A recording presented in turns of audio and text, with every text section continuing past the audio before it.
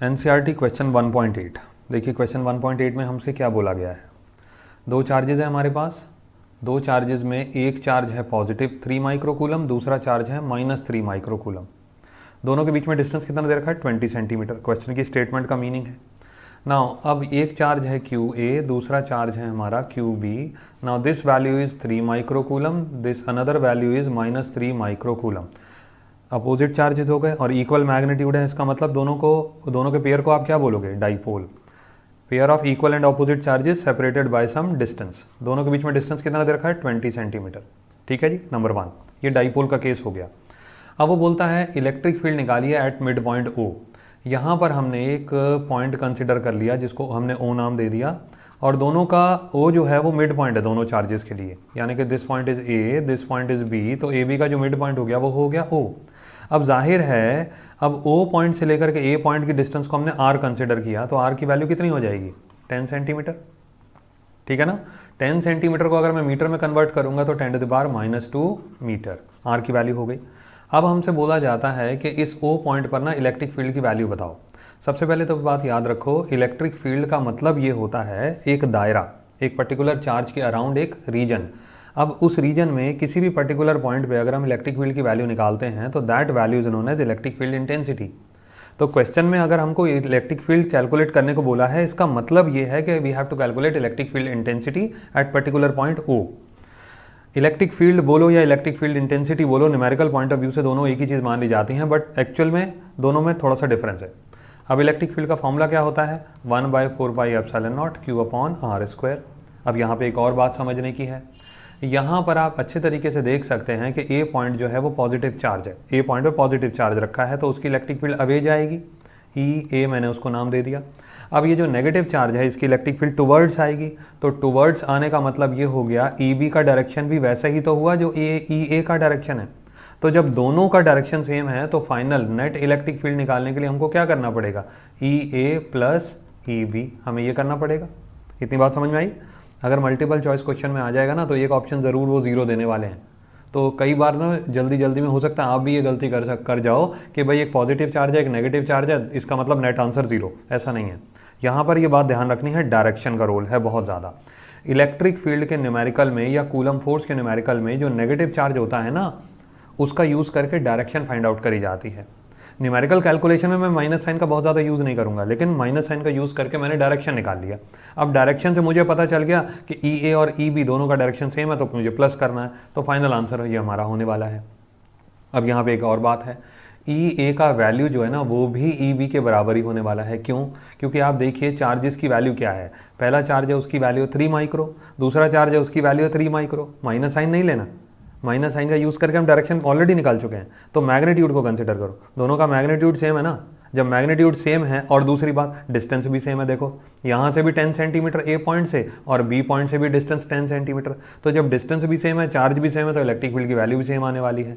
इसका मतलब EA और EB की वैल्यू सेम हो जाएगी, और जब सेम हो जाएगी तो finally you can write net electric field is equal to 2 times of EA, क्योंकि EB को मैं भी EA दोबारा से लिख दूंगा तो फाइनली हो जाएगा 2 टाइम्स। नाउ अब मुझे एक्चुअली कैलकुलेट करना है सिर्फ EA, वो कैसे करेंगे वो देखिए ध्यान से।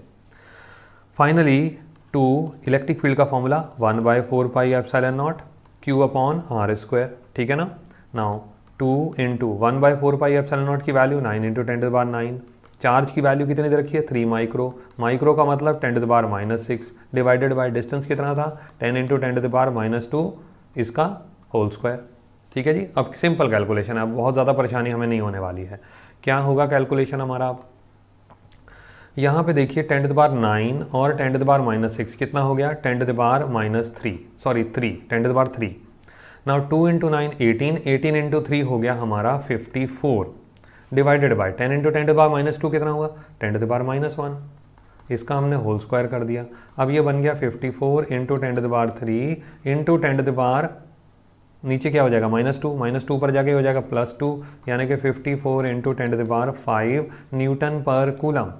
अब ये आंसर चल सकता है, लेकिन हमारी कोशिश होनी चाहिए आंसर को स्टैंडर्ड फॉर्म में लिखने की। तो स्टैंडर्ड फॉर्म होता है फर्स्ट डिजिट के बाद डेसिमल, तो 54 को मैं 10 से डिवाइड करने वाला हूँ। अब जब 10 से मैं डिवाइड करूँगा तो मुझे 10 से मल्टीप्लाई भी करना पड़ेगा 10, तो ये आंसर क्या बन गया 5.4 इंटू 10⁶ न्यूटन पर coulomb. This is my answer. First part हो गया हमारे इस क्वेश्चन का, ठीक है ना।